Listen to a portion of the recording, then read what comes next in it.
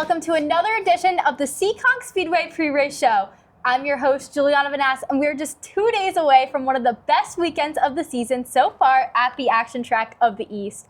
Fast Friday tomorrow night, and NASCAR Saturday follows right behind it, and the stories heading to this weekend are legitimately incredible. A 9-time champion standing on the doorstep of win number 100, the Everett's Auto Parts Triple Crown Series opening up across multiple divisions, a defending Legends champion who skipped out last week's race entirely, and championship battles already getting spicy with the season still in its early weeks. Joining me to break it all down ahead of this weekend is analyst and co-host Kyle Souza. Kyle, big couple of nights coming up. What's jumping out at you? Giuliana, I don't even know where to start. There's so many different things going on and so much to get into, so let's talk about it.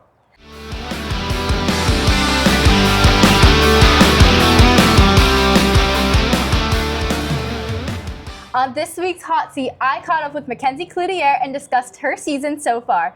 Check it out and we'll jump into our previews with Kyle.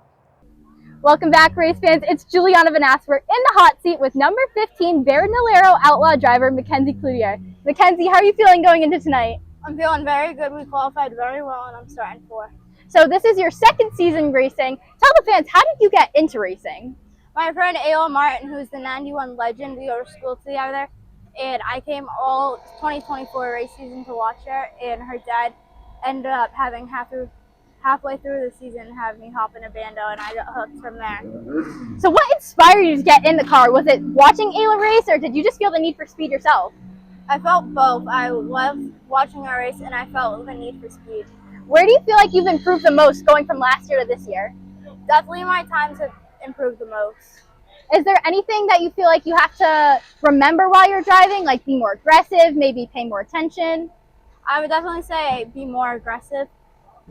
How do you navigate through the field? I know 15 laps, that's not a lot of time, especially if you're going through the middle or when you're at the front. So how do you navigate those laps? I try to go hard right off the bat and just keep trying to drive and drive and drive. You also ride horses outside of racing, which is amazing. Is there any parallels between that and driving race cars? There's definitely a lot, especially with your eye, like when it comes to passing and like your line. Like your line in horseback riding is very important as it is in racing, so it helps a lot. What are your next steps looking like? Do you want to move up to Saturday nights or maybe even the legend cars? My next step is possibly moving up to a legend car next year. Awesome. Is there anything you want to accomplish in 2026? I want to get at least a podium or a win here at Seekonk and definitely a win at Waterford Speed Bowl. All right. Thank you so much for talking with me. You did a great job and good luck tonight. Thank you.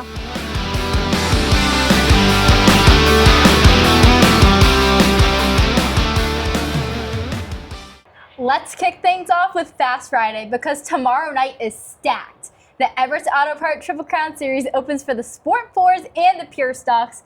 And we've also got the Legend Cars, the Crown Vics, the Bandoleros, and Outlaws all going.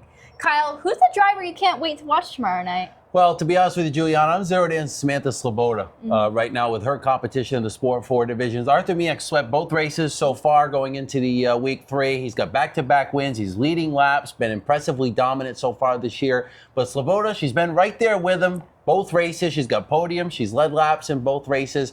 And now we go into the first round of the Everett's Auto Parts Triple Crown Series. It feels to me like this could be her time to shine in the Sport 4s. Can anyone actually stop Arthur Miek right now, or is his division to lose? I think right now he's got to be the favorite with what we've seen in the first 2 weeks of the season for the Sport 4s. But a Triple Crown race certainly changes the pressure in the Sport 4 division. He's never really been in this spot when you look at Arthur Miek when it comes down to the Triple Crown Series, and he's got his eyes on that and the regular championship for the 2026 season. So it's a different kind of night when the Triple Crown comes around. Dave Westgate took a borrowed ride last week to be able to still get some points and stay in that hunt. So that tells you a lot how hungry some of these guys in the field are. Westgate and a borrowed ride still protecting his points, and that's the racer mentality right there. Jacob Busnia also scored his first podium of the year last week, so the field is starting to sort itself out. Over in the Pure Stocks, 3 names separated from the pack. Walk us through what's been happening so far. Yeah, so to me, Ethan Souza, Richie Johnson, and Brent Robideau, those are the 3 drivers to watch after the first couple races of the season. Souza was second in week 1. He came back. He won the race in week 2. Johnson won his rookie debut race in the division in the Pure Stocks, his first time out. He came through to finish on the podium last week as well. And Brent Robideau, can never forget about him. Nope. He swapped rides with his brother over the course of the winter. He's been inside the top 5 so far in the first 2 weeks. Who's your sleeper pick, Kyle, in the Pure Stocks for tomorrow night's Triple Crown opener? Well, you got to look at Crystal Murray, I think, for sure. She's in a stacked field, a lot of talent there. They've been working on that car. It was a little bit better last week than the first week, but Crystal's got some experience. We're racing for Triple Crowns and championships back in the Sport 4. So don't be surprised if she's in the conversation. There's so many others, too. Peter Blue. There's a lot of names on the list in the Pure Stock division for sure. That's a bold call, Kyle, but I'm pretty here for it. Now let's look into the legend cars. This is things get really interesting because last week the biggest story wasn't who won, it was who wasn't there. Josh Parsons, where were you? The defending champion, he didn't compete last week in the opener of their Triple Crown series. So for a title defense to start like that, with the Triple Crown already underway, it's a significant hole if he's going to dig out of it this year. Jacob Roddy Burns, he rebounded after a tough week 1, won that first Triple Crown race, and he's building on that momentum now probably as we go into tomorrow night. Is that the biggest surprise of the Fast Friday season so far, Kyle? I think Parsons not showing up, it's definitely going to be the headline so far in the first couple weeks. But the performance story last week might be Richie Helger Jr. Missed qualifying, graduated high school, came back. Well-deserved, by the way, to graduate high school. Congratulations to him. A lot of people at this time of year doing that. Richie went out, started at the back, charged through the field, was able to finish second anyway. So that's pretty special if you ask me. A graduation and a second place run on a Friday, that's a pretty good day. Brody Wakefield has also been back in the top 5 2 weeks in running, and names like Isaiah Newcomb and Mason Tessier have been showing lots of speed. Tomorrow's 25-lapper should be a really good one, Kyle. Yeah, and we can't overlook the Crown Vic Cruisers as well, sponsored by One Ray Recycling. They've had a great start to their season. Mike Cavallero held off Scott Sestodio to win their opening Triple Crown event last week. Sestodio was in a borrowed ride, and if he keeps that rolling, if he continues driving it, probably going to find victory lane in that car. John Robideau was right there in third in a borrowed ride of his own last week in the Crown Vics. There are also rumblings that some NASCAR Saturday regulars might be jumping into the Crown Vics in the coming weeks. No specific names yet, but that could be a really fun wrinkle.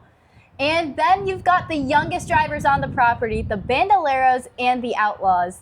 Landon Salamito, defending Bandit champion, is already back in victory lane this early in the season. Yeah, Salamito didn't just win last week. He took the lead and held off a hard-charging field right there behind him. Jace Chaber was right there. Impressive speed from him once again. And when you look at the Outlaws, last week, 3, 4, even 5 wide racing from them. Luka Dib won in the second race of the season. Ryder Aguiar, Aaliyah DeSoma were right there. So great viewing there when it comes to the Bandolero Outlaws last week. Definitely. Fast Friday goes green tomorrow night at 7 p.m. And with the Triple Crown kicking off for the Sport 4s and the Pure Stocks, there is a real championship weight to what happens tomorrow night.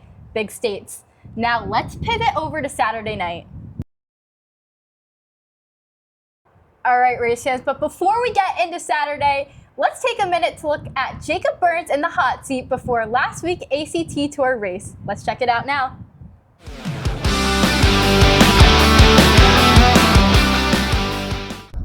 Welcome back, race fans. It's Giuliana Vanasse. We're back in the hot seat with G. Today, I'm joined by the number 30 late model driver, Jacob Burns. Jacob, let's start off. How are you feeling going into tonight?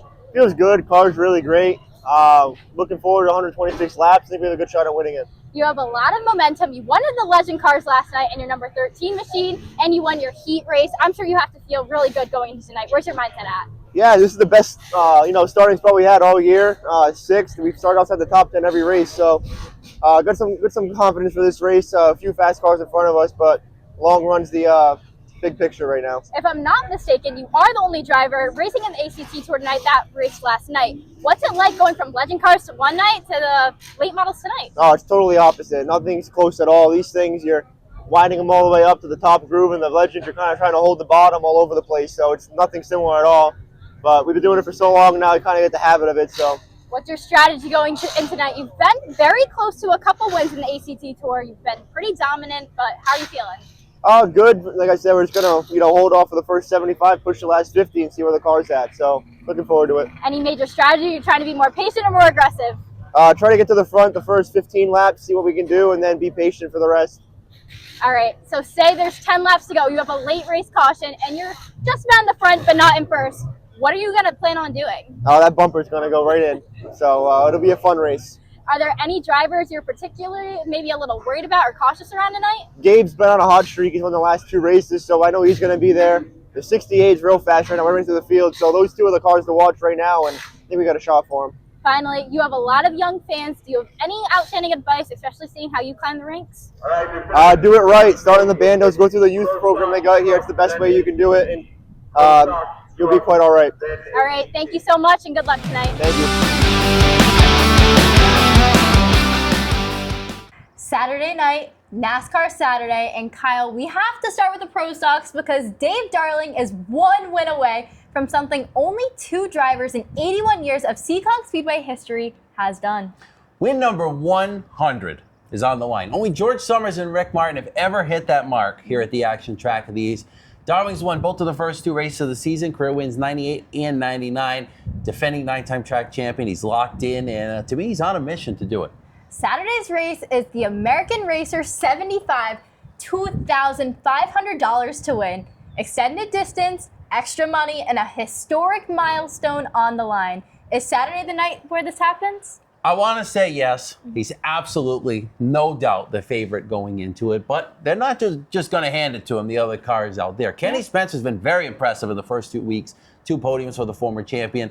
Probably the early surprise of the season so far. Mike Brightman finished second last week, had a rough opener, rebounded well. He's going to be pushing for that top spot as well. Colby Fournier, Vinny Renegado, Dylan Estrella, Nick Lascola, Mark Jennison. Deep, stout field we've got at the front in the Pro Stocks this year. So what I'm hearing here is you're not giving Dave Darling win number 100 just yet? So with what I've seen, Kenny Spencer and Nick Lascola for sure, I know. Nick Lascola had a lot of laps last week too. They're going to make him earn it. It might be the hottest take to bet against Dave Darling, but for right now, until about halfway Saturday maybe, I'm going to stick to it.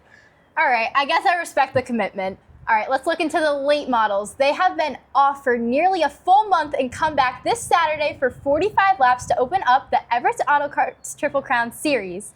Ryan Flood leads in points, but there's the catch. He's not planning on racing full-time this year. Yeah, so it puts defending champion Charlie Rose certainly in an interesting position here as we head to round 1 of the Triple Crown. Rose is 5 points behind Ryan Flood. He's a full-time guy going for another championship, so Flood is only selectively entering these bigger style races. That points lead probably not going to hold the same weight as it would for Charlie and some of the others. Rose has been steady. First 2 races of the season. Ryan Vanasse Jr. has been very impressive right alongside him as he moves into the late models this year as well. But who are you most excited to watch during the 45-lapper Saturday? I'm looking at Ryan Vanasse Jr. Seriously, moved up from the Legend cars last year. He's been young, he's consistent, he's fast. He's got the talent, really, if he wants to make a noise in a longer race like this. Mark Jennison won. Richie Murray's been very consistent early. Chase Belcher, he had a tough start. He's really looking to flip the script here in the late models in a big race. Brendan LaBelle brought out his Legend last week. He's a Rookie of the Year contender back in the late models this year, so we'll see. We'll keep our eyes on him, too, in the 45-lapper. Now we're good. Yeah. All right, Kyle, those are some great names, but now let's look into the sportsmen. 3 races deep, and this might be one of the most competitive divisions on the property right now. Randy Moretti has been on the podium in all 3 races, and every single one. Can anyone slow him down? I'm not sold yet that it's Randy Moretti's division in 2026 to run away with. Nick Wood, they nicknamed him the Beaver. He won the 2nd race of the season, looked absolutely on point. Actually, his 3rd race of the season. Rookie Kent Aspen, the 3rd. He's ran strong last week for a lot of the race. Faded in the closing laps, but I'm telling you, the improvement that Kent has shown in the first couple of weeks of racing, a lot of people paying attention to that. Really? I really think you're undermining Randy Moretti. 3 podiums in just 3 tries. That's not an accident. That's pure racecraft. There's Kyle. no doubt about it. Randy has been the car to beat in the sportsman outside of Adam Petty so far this year. But this field in the sports, when you look at it, it's absolutely loaded. Nick Brightman, Ben Talbot, Jimmy Pepe Sylvia, Scott Ceredinsky Jr., any of them and more can win on any given Saturday when it comes to the sportsman. 25 laps this week. Certainly going to be a dogfight like it always is from green to checkered. I love that division. Now, let's move into the sport trucks. Let's close out the divisions. 3 races in, Scott Sestodio and Jake Veneta have been the most consistent entries on the track. Sestodio has 2 podiums and a 5th place finish, while Jake Veneta charged through to 2nd place last week after a slower start. Yeah, then you get Ethan Heilborn, who first couple weeks, he struggled in those first 2 races, but he went out there last week like it was nothing. That's just short track racing. You cannot count anybody out in the trucks, though. Defending Rookie of the Year, Colton Teague, he's been impressive right for the jump this year. DJ Tebow, Tommy Adams, Tim Bolger, Richie Helker Jr. Fun field to watch when it comes to the sport trucks. One more Saturday highlight, the East Coast Towing and Recovery Spectator Drags are back. They were at the Memorial Day Thrill Show, but this is going to be the first time they're at Seekonk Speedway for a NASCAR Saturday night. Yeah, the East Coast Towing Spectator Drags, they put on a great show when they're here. Everybody's up in the stands when they're out on the racetrack. They get up, the fans are up, they're very excited. You can literally take maybe our street cars and bring them out there for the Spectator Drag. So it's a great show Kyle, to my see. Lexus versus your Monza, let's go. Let's go now while we're here. Why wait till Saturday night?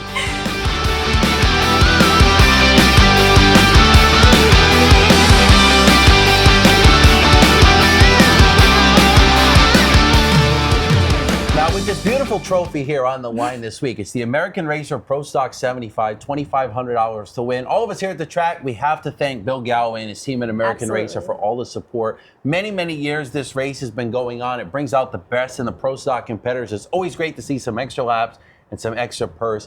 And when you're watching this race this week, if you see Bill Galloway and his team around, give them a big thanks because they made it all possible. And if for some reason you can't be here, race fans, make sure you tune in for pay-per-view on NASCN.TV. We also have a link at www.seekonkspeedway.com. Make sure you're here, and if not, tune in.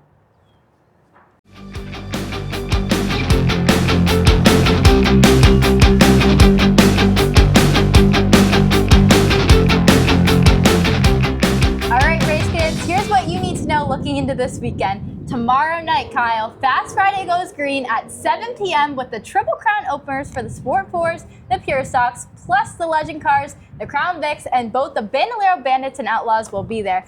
Then looking into Saturday, NASCAR Saturday flies off at 6 p.m. The Pro Stocks will be chasing history with 75 laps thanks to American Racer. We also have the Sport Trucks, the late models, and the Spectator Drags there, and can't forget the Sportsman's Division. 45 laps for the late model Saturday night, finally getting their Triple Crown kicked off. They have not raced in a long time. If you're looking for tickets, you don't want to stay home. You want to come down here and check this out. Join us. Say hello to me and Giuliana, some of the other members you've seen here.